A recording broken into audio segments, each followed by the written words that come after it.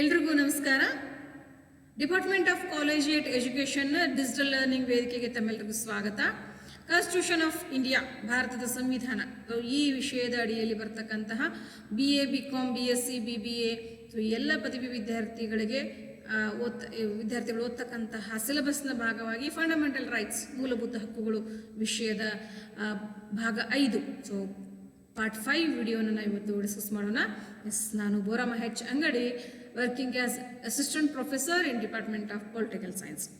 So ನಾವು ಹಿಂದಿನ ವಿಡಿಯೋದ ವಿಷಯವನ್ನು ಮುಂದುವರಿಸೋದಾದರೆ, today we are discussing the 5th fundamental right of our constitution, that is cultural and educational rights. So 29 ಮತ್ತು 30ನೇ ವಿಧಿಗಳಲ್ಲಿ ವಿವರಿಸಲ್ಪಟ್ಟಂತಹ ಸಾಂಸ್ಕೃತಿಕ ಮತ್ತು ಶೈಕ್ಷಣಿಕ ಹಕ್ಕುಗಳನ್ನು ನಾವು ಡೀಟೇಲ್ ಆಗಿ ವಿವರಿಸೋಣ.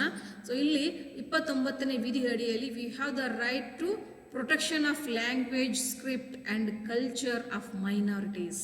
ಸೊ ಏನು ಅಲ್ಪಸಂಖ್ಯಾತರು ಅಂತ ಏನು ಕರಿತೀವಿ, ಅದು ಧಾರ್ಮಿಕ ಅಲ್ಪಸಂಖ್ಯಾತರಾಗಿರ್ಬೋದು, ಭಾಷಾ ಅಲ್ಪಸಂಖ್ಯಾತರಾಗಿರ್ಬೋದು. ಸೊ ಒಟ್ಟಾರೆ ಈ ಎಲ್ಲ ಅಲ್ಪಸಂಖ್ಯಾತರ ಭಾಷೆ, ಲಿಪಿ, ಸಂಸ್ಕೃತಿಯನ್ನು ಸಮಗ್ರವಾಗಿ ರಕ್ಷಿಸಿಕೊಳ್ಳುವ ಅವಕಾಶವನ್ನು, ಸ್ವಾತಂತ್ರ್ಯವನ್ನು ಈ 29ನೇ ವಿಧಿ ನೀಡುತ್ತೆ. ಸೊ ನೋಡಿ, ಅಲ್ಪಸಂಖ್ಯಾತರು ಅಂದ ತಕ್ಷಣ ಅದರ ಹೆಸರೇ ಸೂಚಿಸುವ ಹಾಗೆ ತುಂಬ ಕಡಿಮೆ ಸಂಖ್ಯೆಯಲ್ಲಿ ಇರ್ತಾರೆ.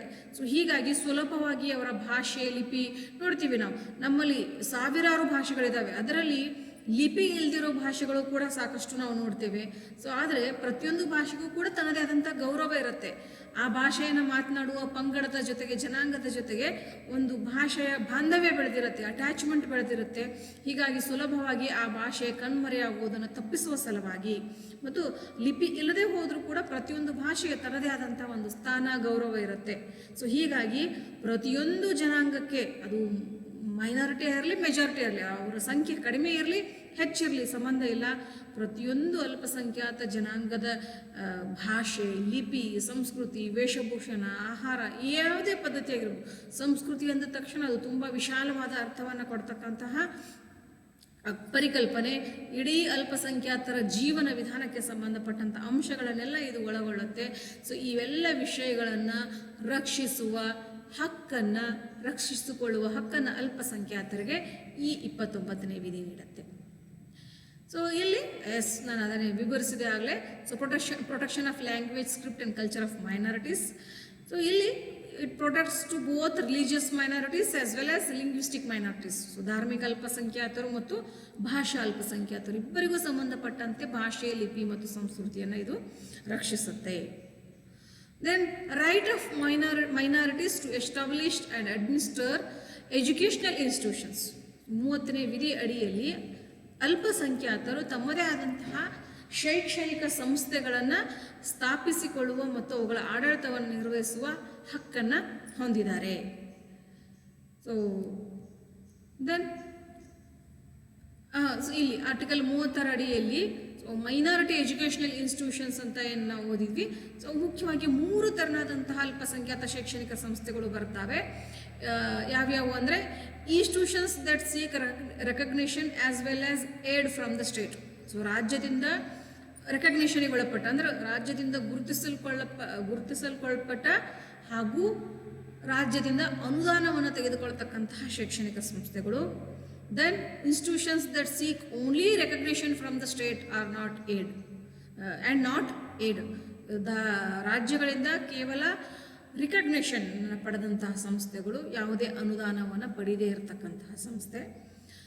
Institutions that neither seek recognition ನಾರ್ ಏಡ್ ಫ್ರಮ್ ದ ಸ್ಟೇಟ್. ರಾಜ್ಯದಿಂದ ಯಾವುದೇ ಅನುದಾನವನ್ನಾಗಲಿ ಅಥವಾ ರೆಕಗ್ನಿಷನ್ ಆಗಲಿ ಪಡೆಯದೇ ಇರತಕ್ಕಂಥ ಕೆಲವು ಶೈಕ್ಷಣಿಕ ಸಂಸ್ಥೆಗಳು ಕೂಡ ಇದ್ದಾವೆ. ಸೊ ಈ ರೀತಿ ಟೋಟಲಿ 3 ಥರನಾದಂತಹ ಮೈನಾರಿಟಿ ಎಜುಕೇಷನಲ್ ಇನ್ಸ್ಟಿಟ್ಯೂಷನ್ಸ್ ಕೆಲಸವನ್ನು ಮಾಡ್ತವೆ. ಸೊ ಇವೆಲ್ಲವುಗಳಿಗೂ ಕೂಡ ತಮ್ಮ ವ್ಯವಹಾರಗಳನ್ನ ನಡೆಸ್ಕೊಂಡು ಹೋಗೋದಕ್ಕೆ 30ನೇ ವಿಧಿ ಅಡಿಯಲ್ಲಿ ಅವಕಾಶವನ್ನು ನೀಡಲಾಗಿದೆ. Then the 6th fundamental right is last but least ಅಂತ ಕರಿತೀವಿ ನಾವು. It is the most important right of our constitution and this is the key right of our constitution. So right to constitutional remedies, ಸಂವಿಧಾನಬದ್ಧ ಪರಿಹಾರಗಳ ಹಕ್ಕು ಅಂತ ಕರಿತೀವಿ 32ನೇ ವಿಧಿ ಅಡಿಯಲ್ಲಿ. ಸೊ ಇದನ್ನು ನಮ್ಮ ಸಂವಿಧಾನ ಸೃಷ್ಟಿಕರ್ತರಾದಂಥ ಡಾಕ್ಟರ್ BR ಅಂಬೇಡ್ಕರ್ ಅವರೇ ಇದನ್ನೇನಂತ ಕರೀತಾರೆ ಅಂದರೆ, it's the soul of the constitution and the very heart of it ಅಂತ. ಸೊ ಇದು ಸಂವಿಧಾನದ ಆತ್ಮ ಮತ್ತು ಹೃದಯ ಅಂತ ಕರೀತಾರೆ ಈ ಭಾಗವನ್ನು, ಈ ವಿಧಿಯನ್ನು. ಯಾಕಂದರೆ ಇದು ಉಳಿದೆಲ್ಲ ಏನು ನಾವು ಇಷ್ಟು ಸಮಯ 5 ಮೂಲಭೂತ ಹಕ್ಕುಗಳನ್ನು ಡಿಸ್ಕಸ್ ಮಾಡಿದ್ವಿ, ಆ ಎಲ್ಲ ಮೂಲಭೂತ ಹಕ್ಕುಗಳ ಉಲ್ಲಂಘನೆಯಾದರೆ, ಯಾರಿಂದನಾದರೂ ಯಾವ ಸಂದರ್ಭದಲ್ಲಾದರೂ ಯಾವುದೇ ಮೂಲಭೂತ ಹಕ್ಕಿನ ಉಲ್ಲಂಘನೆ ಆದರೆ ಆ ಉಲ್ಲಂಘನೆಯ ವಿರುದ್ಧ ಸುಪ್ರೀಂ ಕೋರ್ಟಿಗಾಗಿರ್ಬೋದು, ಹೈಕೋರ್ಟಿಗಾಗಿರ್ಬೋದು, ಒಟ್ಟಿನಲ್ಲಿ ನ್ಯಾಯಾಂಗದ ರಕ್ಷಣೆಗೆ ಕೋರ್ಟ್ಗೆ ಹೋಗ್ತಕ್ಕಂಥ ಅವಕಾಶವನ್ನು ಈ 32ನೇ ವಿಧಿ ನೀಡುತ್ತೆ. So under this article supreme court shall have power to issue directions or orders or writs ಅಂತ ಕರಿತೀವಿ ನಾವು. ಪ್ರಜೆಗಳ ಮೂಲಭೂತ ಹಕ್ಕುಗಳ ರಕ್ಷಣೆಗಾಗಿ ಇಲ್ಲಿ ಸುಪ್ರೀಂ ಕೋರ್ಟ್ ರಿಟ್ಗಳನ್ನು ಅಥವಾ ಆಜ್ಞೆಗಳನ್ನು ಹೊರಡಿಸ್ತಕ್ಕಂಥ ಅಧಿಕಾರವನ್ನು ಪಡೆದಿದೆ. Parliament also can empower any other court to issue directions, orders or writs of all kinds. So ನಾವು ಮುಂದೆ ಓದ್ತೇವೆ ರಿಟ್ಸ್ ಅಂತ ಹೇಳಿ. ಅದನ್ನು ಕೇವಲ ಸುಪ್ರೀಂ ಕೋರ್ಟ್ ಅಷ್ಟೇ ಅಲ್ಲ, ಪಾರ್ಲಿಮೆಂಟ್ ಇತರೆ ನ್ಯಾಯಾಲಯಗಳಿಗೂ ಕೂಡ ಈ ರಿಟ್ಗಳನ್ನು ಹೊರಡಿಸ್ತಕ್ಕಂಥ ಅಧಿಕಾರವನ್ನು ಕೊಡಬಹುದು. ಪ್ರಸ್ತುತ ಸುಪ್ರೀಂ ಕೋರ್ಟ್ ಅಷ್ಟೇ ಅಲ್ಲ, ಹೈಕೋರ್ಟ್ಗಳಿಗೂ ಕೂಡ 226ನೇ ವಿಧಿ ಅಡಿಯಲ್ಲಿ ಈ ರಿಟ್ಗಳನ್ನು ಹೊರಡಿಸ್ತಕ್ಕಂಥ ಅಧಿಕಾರವನ್ನು ಕೊಡಲಾಗಿದೆ. But president can suspend the right to move any court during national emergency. ರಾಷ್ಟ್ರೀಯ ತುರ್ತು ಪರಿಸ್ಥಿತಿ ಸಂದರ್ಭದಲ್ಲಿ ಈ ಹಕ್ಕನ್ನು ರಾಷ್ಟ್ರಪತಿಯವರು ಸಸ್ಪೆಂಡ್ ಮಾಡಬಹುದು, ಅಮಾನತಿನಲ್ಲಿರಬಹುದು. ಅಂಥ ಸಂದರ್ಭದಲ್ಲಿ ಭಾರತದ ಪ್ರಜೆಗಳು ಈ ಹಕ್ಕನ್ನು ಅನುಭವಿಸೋದಕ್ಕೆ ಆಗುವುದಿಲ್ಲ. ಸೊ ಈ ಅಂಶವನ್ನು ನಾವು ನೆನ್ಪಿಟ್ಕೊಳ್ಬೇಕು. So then what are those writs? So ಏನವು ರಿಟ್ಗಳು? 32ನೇ ವಿಧಿಯ ಪ್ರಕಾರ ಸುಪ್ರೀಂ ಕೋರ್ಟ್ ಈ ರಿಟ್ಗಳನ್ನು ಹೊರಡಿಸುತ್ತೆ. 226ನೇ ವಿಧಿ ಅಡಿಯಲ್ಲಿ ಎಲ್ಲ ಹೈಕೋರ್ಟ್ಗಳು ಈ ರಿಟ್ಸ್ಗಳನ್ನು ಹೊರಡಿಸುವ ಅಧಿಕಾರವನ್ನು ಪಡೆದಿದ್ದಾವೆ. Then what are those writs? So ಆ ರಿಟ್ಗಳು ಯಾವ್ಯಾವು, ಹಾಗಂದರೆ ಏನು ಅನ್ನೋದನ್ನು ನಾವು ಒಂದೊಂದು ತಿಳ್ಕೊಳ್ಳೋದಾದರೆ, there are 5 important writs. So ತುಂಬ 5 ರಿಟ್ಗಳ ಬಗ್ಗೆ ನಾವು ಮಾಹಿತಿಯನ್ನು ತಿಳ್ಕೊಳ್ತೇವೆ ಇಲ್ಲಿ. ಸೊ ಮೊದಲನೇದು ಹೇಬಿಯಸ್ ಕಾರ್ಪಸ್. ಹೇಬಿಯಸ್ ಕಾರ್ಪಸ್ ಅಂದರೆ ಇದು ಲ್ಯಾಟಿನ್ ಶಬ್ದ. ಇದರ ಅರ್ಥ ಏನಂದರೆ to have the body of or to produce the body of ಅಂತ. ಸೊ ನಾವು ಹಿಂದೆ ಡಿಸ್ಕಸ್ ಮಾಡಿದ್ವಿ. ಸೊ ಯಾವುದೇ ವ್ಯಕ್ತಿಯನ್ನು ಅಕ್ರಮವಾಗಿ ಬಂಧಿಸುವ ಹಾಗಿಲ್ಲ, ಕಾರಣವನ್ನು ಹೇಳಿ ಬಂಧಿಸಬೇಕು. ಬಂಧಿಸಿದ 24 ಗಂಟೆಯ ಒಳಗಾಗಿ ಅವನನ್ನು ಹತ್ತಿರದ ನ್ಯಾಯಾಧೀಶರ ಮುಂದೆ ಪ್ರೊಡ್ಯೂಸ್ ಮಾಡಬೇಕು ಅಂತ ಹೇಳಿ. ಸೊ ಒಂದು ವೇಳೆ ಬಂಧಿಸಿದಂಥ ವ್ಯಕ್ತಿಯನ್ನು ಅಕ್ರಮವಾಗಿ ಬೇರೆ ಕಡೆಗೆ ಅವನನ್ನು ಸಂಗ್ರಹಿಸಿಟ್ಟಿದ್ರೆ, ಸೊ ಹತ್ತಿರದ ನ್ಯಾಯಾಧೀಶರ ಮುಂದೆ ಅವರನ್ನು ಪ್ರೊಡ್ಯೂಸ್ ಮಾಡದೇ ಇದ್ದಾಗ ಆ ವ್ಯಕ್ತಿಯ ಸಂಬಂಧಿಕರು ಯಾರಾದರೂ ಅಥವಾ ಅವನಿಗೆ ಪರಿಚಯವಿದ್ದವರು ಅಥವಾ ಗೊತ್ತಿದ್ದವರು, ಆ ವ್ಯಕ್ತಿಯ ರಿಲೇಟೆಡ್ ಯಾರಾದರೂ ಕೂಡ ಕಂಪ್ಲೇಂಟನ್ನು ಕೊಟ್ಟರೆ ಈ ಹೇಬಿಯಸ್ ಕಾರ್ಪಸ್ ರಿಟ್ಟನ್ನು ನ್ಯಾಯಾಲಯ ಹೊರಡಿಸುತ್ತೆ. ಸೊ ಏನು ಅಂತ, ಸೊ ಆ ಸಂಬಂಧಿತ ಆರೋಪಿಯನ್ನು ಯಾರು ಅರೆಸ್ಟ್ ಮಾಡಿದ್ರು ಆ ಅಧಿಕಾರಿಗೆ ಈ ರಿಟ್ಟನ್ನು ಹೊರಡಿಸುತ್ತೆ.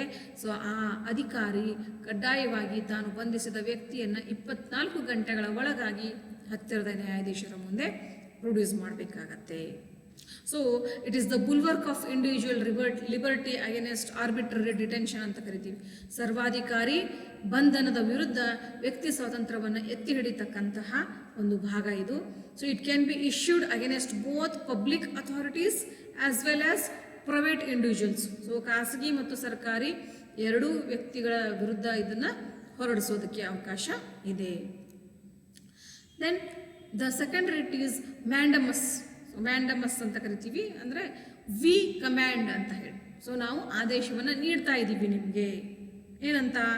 Command issued by the court to a public official asking him to perform his official duties. So ಪ್ರತಿಯೊಂದು ಸಾರ್ವಜನಿಕ ಕಚೇರಿ ತನ್ನದೇ ಆದಂಥ ಪ್ರತಿಯೊಂದು ಸಾರ್ವಜನಿಕ ಹುದ್ದೆಗಳಿಗೂ ಕೂಡ ತನ್ನದೇ ಆದಂತಹ ಕರ್ತವ್ಯಗಳು ಇರ್ತವೆ. ಟೇಬಲ್ ವರ್ಕ್ ಅಂತ ಏನು ಕರಿತೀವಿ ನಾವು. ಸೊ ಕೆಲಸ ತನ್ನದೇ ಆದಂಥ ನಿಗದಿಪಡಿಸಿದ ಕಾರ್ಯಚೌಕಟ್ಟು ಇರುತ್ತೆ. ಸೊ ಆ ಕಾರ್ಯಗಳನ್ನು ಕಡ್ಡಾಯವಾಗಿ ಆ ಸಾರ್ವಜನಿಕ ಅಧಿಕಾರಿ ಏನು ಮಾಡಬೇಕಾಗತ್ತೆ? ಪಾಲಿಸಬೇಕಾಗತ್ತೆ. ಸೊ ಒಂದು ವೇಳೆ ಮಾಡಿಲ್ಲ ಅಂದರೆ, ಸೊ ಮೇಲಾಧಿಕಾರಿಗಳು ಮಾಡದೇ ಇರ್ತಕ್ಕಂಥ ಸಂದರ್ಭದಲ್ಲಿ, ಅಂದರೆ ಅವನು ತನ್ನ ಟೇಬಲ್ನ ಕೆಲಸವನ್ನು ಮಾಡದೇ ಇದ್ದಾಗ ಅವನ ಕರ್ತವ್ಯ ಲೋಪದಿಂದ ಯಾವುದೇ ಸಾರ್ವಜನಿಕ ವ್ಯಕ್ತಿಗೆ ಅದರಿಂದ ತೊಂದರೆ ಆದಾಗ ಆ ಸಾರ್ವಜನಿಕ ವ್ಯಕ್ತಿ ಕಂಪ್ಲೇಂಟ್ ಮಾಡಿದರೆ ಇಲ್ಲಿ ಕೋರ್ಟ್ ಆ ವ್ಯಕ್ತಿಯ ವಿರುದ್ಧ, ಆ ವ್ಯಕ್ತಿಯ ಮೇಲೆ ಮ್ಯಾಂಡಮಸ್ ಅನ್ನೋ ರಿಟ್ಟನ್ನು ಹೊರಡಿಸುತ್ತೆ. ಸೊ ನೀನು ನಿನ್ನ ಕಾರ್ಯವ್ಯಾಪ್ತಿಗೆ ಸಂಬಂಧಪಟ್ಟಂಥ ಕಾರ್ಯಗಳನ್ನು ಮಾಡಿಲ್ಲ. So now we are ordering to do those jobs. So ಆ ಕೆಲಸಗಳನ್ನು ಮಾಡು ಅಂತ ಹೇಳಿ ಆರ್ಡರ್ ಮಾಡ್ತಾ ಇದ್ದೀವಿ ಅಂತ ಹೊರಡಿಸುವ ರಿಟ್ ಇದು. So it can be issued against. So ಯಾರ್ಯಾರ ವಿರುದ್ಧ ಇದನ್ನು ಹೊರಡಿಸ್ಬೋದು ಅಂದರೆ ಎನಿ ಪಬ್ಲಿಕ್ ಬಾಡಿ, ಅದೇ ಸಾರ್ವಜನಿಕ ಕಚೇರಿ ಆಗಿರ್ಬೋದು, ಅದ್ರ ಮೇಲೆ ಹೊರಡಿಸ್ಬೋದು. A corporation, an inferior court, ಕೆಳಗಿನ ನ್ಯಾಯಾಲಯಕ್ಕೆ ಹೊರಡಿಸ್ಬೋದು, ಕಾರ್ಪೊರೇಷನ್ ಮೇಲೆ ಹೊರಡಿಸ್ಬೋದು. ಎ ಟ್ರಿಬ್ಯುನಲ್, ಸೊ ಏನು ಟ್ರಿಬ್ಯುನಲ್ ಅಂತೇನು ಕರಿತೀವಿ ಅವುಗಳ ಮೇಲೆ. Then government. ಸೊ ಇಷ್ಟೆಲ್ಲ ಕಚೇರಿಗಳ ಮೇಲೂ ಕೂಡ ಮ್ಯಾಂಡಮಸ್ ರಿಟ್ಟನ್ನು ನ್ಯಾಯಾಂಗ ಹೊರಡಿಸ್ತಕ್ಕಂಥ ಅಧಿಕಾರವನ್ನು ಪಡೆದಿದೆ. Then third writ is prohibition, ನಿಷೇಧಾಜ್ಞೆ ಅಂತ ಕರಿತೀವಿ ನಾವು ಇದನ್ನು. ಸೊ ಏನಂದರೆ ಇಟ್ ಫಾರ್ಬಿಡ್ಸ್, ನಿಷೇಧವನ್ನು ಹೇರುತ್ತೆ. So it issued always it is issued by a higher court to a lower court or tribunal. So ಕೆಳಗಿನ ನ್ಯಾಯಾಲಯ ಅಂತೇನು ಕರಿತೀವಿ ಅಥವಾ ಟ್ರಿಬ್ಯುನಲ್ಗಳಂತೇನು ಕರಿತೀವಿ ಅವುಗಳಿಗೆ ಉನ್ನತ ನ್ಯಾಯಾಲಯ, ಮೇಲಿನ ನ್ಯಾಯಾಲಯ ಹೊರಡಿಸ್ತಕ್ಕಂತಹ ಒಂದು ರಿಟ್ ಇದು. ಸೊ ಇದರ ಉದ್ದೇಶ ಏನಂದರೆ just to prevent the lower court from exceeding its jurisdiction. So ಅಧೀನ ನ್ಯಾಯಾಲಯಗಳು ತಮ್ಮ ಕಾರ್ಯವ್ಯಾಪ್ತಿಯನ್ನು ಮೀರಿ ಯಾವುದಾದ್ರೂ ಕೇಸ್ಗಳನ್ನು ತೆಗೆದುಕೊಂಡಾಗ ಮೇಲಿನ ನ್ಯಾಯಾಲಯ ಹೊರಡಿಸ್ತಕ್ಕಂತಹ ರಿಟ್ ಇದು. So it directs, prohibition means it directs inactivity. So ನೀವು ಈ ಕೇಸನ್ನು ಸದ್ಯಕ್ಕೆ ನಿಲ್ಲಿಸಿಬಿಡಿ, because it is exceeding your jurisdiction ಅಂತ ಮೇಲಿನ ನ್ಯಾಯಾಲಯ ಅಧೀನ ನ್ಯಾಯಾಲಯಗಳಿಗೆ ಹೊರಡಿಸ್ತಕ್ಕಂತಹ ಒಂದು writ. So it can be issued only against judicial and quasi judicial authorities. So ನ್ಯಾಯಾಂಗ ಮತ್ತು ಅರೆ ನ್ಯಾಯಾಂಗೀಯ ಅಧಿಕಾರಗಳ ಮೇಲೆ ಮಾತ್ರ ಈ ರಿಟ್ಟನ್ನು ಹೊರಡಿಸಬಹುದು. So it can't be issued or available against administrative authorities ಆಗಲಿ, ಲೆಜಿಸ್ಲೇಟಿವ್ ಬಾಡೀಸ್ ಆಗಲಿ, ಪ್ರೈವೇಟ್ ಇಂಡಿವಿಜುವಲ್ಸ್ ಅವ್ರ ಬಾಡೀಸ್ ಮೇಲೆ ಈ ಒಂದು ರಿಟ್ಟನ್ನು ಹೊರಡಿಸೋದಕ್ಕೆ ಬರುವುದಿಲ್ಲ. It can be issued only against judicial and quasi judicial authorities, ನ್ಯಾಯಾಂಗ ಮತ್ತು ಅರೆ ನ್ಯಾಯಾಂಗೀಯ ಅಧಿಕಾರಿಗಳ ಮೇಲೆ ಮಾತ್ರ ಇದನ್ನು ಹೊರಡಿಸೋಕ್ಕೆ ಸಾಧ್ಯ ಇದೆ. ದೆನ್ ಸೆರ್ಶ್ಯೂರರಿ ಅಂದರೆ to be certified or to be informed ಅಂತ ಕರಿತೀವಿ. ಸೆರ್ಶ್ಯೂರರಿ ಅಂದರೆ it's a writ issued by a higher court to a lower court or tribunal. So ಅಧೀನ ನ್ಯಾಯಾಲಯಗಳಿಗೆ ಉನ್ನತ ನ್ಯಾಯಾಲಯ ಹೊರಡಿಸ್ತಕ್ಕಂತಹ ಒಂದು ರಿಟ್ ಇದು. So it acts certiorari is both preventive as well as curative ಅಂತ ಕರಿತೀವಿ. ಅಂದರೆ ಇದು ಪ್ರಿವೆಂಟ್ ಕಾರ್ಯವನ್ನು ನಿಲ್ಲಿಸುತ್ತೆ ಕೂಡ ಮತ್ತು ಕ್ಯೂರೇಟಿವ್, ಸೊ ಪರಿಹಾರವನ್ನು ಸೂಚಿಸುತ್ತೆ. ಸೊ ಏನು ನಾವು ಹಿಂದಿನ ರಿಟ್ನ ನೋಡಿದ್ವಿ, ಪ್ರೊಹಿಬಿಷನ್ ಅಂದರೆ ಏನು ಹೇಳಿ, ಕೆಳಗಿನ ನ್ಯಾಯಾಲಯಗಳು ತಮ್ಮ ಕಾರ್ಯವ್ಯಾಪ್ತಿಯನ್ನು ಮೀರಿ, ಜ್ಯೂರಿಸ್ಡಿಕ್ಷನನ್ನು ಮೀರಿ ಕೆಲಸ ಮಾಡಿದಾಗ ಅದನ್ನು ನಿಲ್ಲಿಸ್ಬಿಡಿ ಅಂತ ಹೇಳಿ ಪ್ರಿವೆಂಟ್ ಮಾಡುತ್ತೆ, ಕೇಸನ್ನು ತಡೆದು ಬಿಡುತ್ತೆ ಅಷ್ಟೇ, ಕೆಲಸವನ್ನು ನಿಲ್ಲಿಸ್ಬಿಡಿ ಅಂತ ನಿಷೇಧ ಇರುತ್ತೆ. ಬಟ್ ಇದು ಕೆಲಸವನ್ನು ನಿಲ್ಲಿಸೋದಷ್ಟೇ ಅಲ್ಲ, ಆ ಇಡೀ ಪ್ರಕರಣಕ್ಕೆ ಸಂಬಂಧಪಟ್ಟಂತಹ ದಾಖಲೆಗಳ ಸಮೇತ ಆ ಇಡೀ ಕೇಸನ್ನು ನೀವು ಉನ್ನತ ನ್ಯಾಯಾಲಯಕ್ಕೆ ಕೊಡಿ, ವರ್ಗಾಂತರ ಮಾಡಿ ಅಂತ ಹೇಳಿ ಹೊರಡಿಸ್ತಕ್ಕಂತಹ ರಿಟ್ ಇದು. ಯಾಕಂದರೆ ಕೆಳಗಿನ ನ್ಯಾಯಾಲಯ ಆ ಕೇಸ್ನ ವಿಚಾರಣೆ ಮಾಡುವಷ್ಟು ಕಾನೂನು ಅಧಿಕಾರ ವ್ಯಾಪ್ತಿಯನ್ನು, ನ್ಯಾಯಾಂಗ ವ್ಯಾಪ್ತಿಯನ್ನು ಹೊಂದಿರುವುದಿಲ್ಲ. ಹೀಗಾಗಿ ಅದು ಉನ್ನತ ನ್ಯಾಯಾಲಯದ ಕಾರ್ಯವ್ಯಾಪ್ತಿಗೆ ಬರುತ್ತೆ. ಸೊ ಆ ಕೇಸನ್ನು ಸಂಪೂರ್ಣವಾಗಿ ನೀವು ಮೇಲಿನ ನ್ಯಾಯಾಲಯಕ್ಕೆ ಹಸ್ತಾಂತರ ಮಾಡಿ, ವರ್ಗಾಯಿಸಿ ಅಂತ ಹೊರಡಿಸ್ತಕ್ಕಂತಹ ರಿಟ್ಟೇ ಸೆರ್ಶ್ಯೂರರಿ.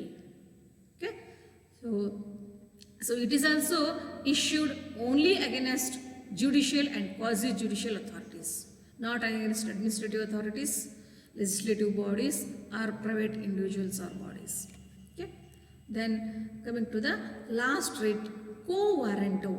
So quo warranto ಅಂದರೆ by what authority or warrant ಅಂದರೆ ಇದು ಕೂಡ ಕೋರ್ಟಿಂದ ಹೊರಡಿಸಲ್ಪಡುತ್ತೆ.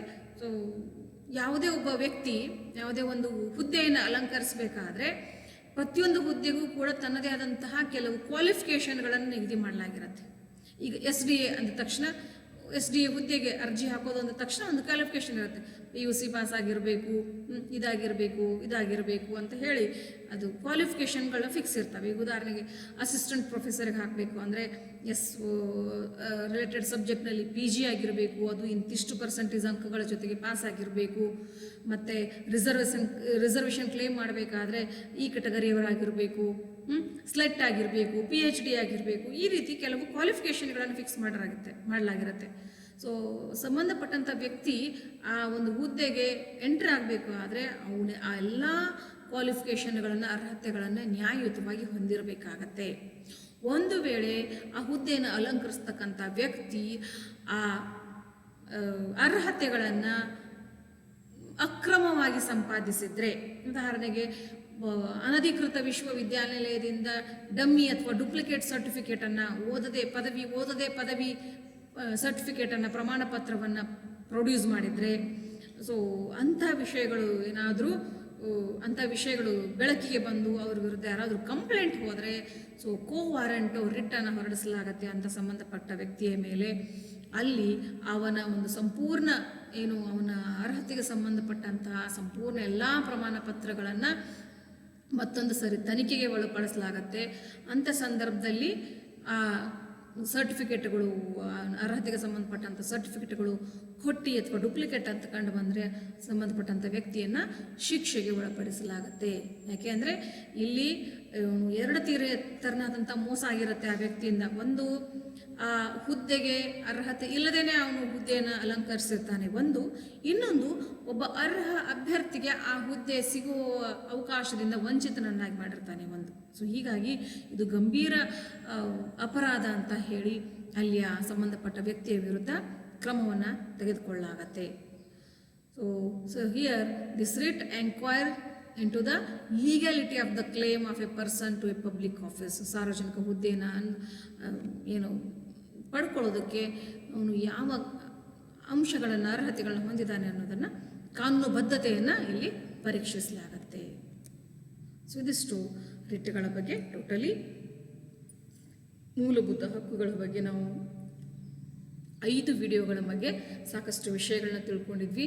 ಸೊ ಅಗೇನ್ ಈ ರೆಫರೆನ್ಸ್ಗಳನ್ನ ನೀವು ಹೆಚ್ಚಿನ ವಿಷಯಗಳಿಗಾಗಿ you can refer all these things. Thank you for your patient listening.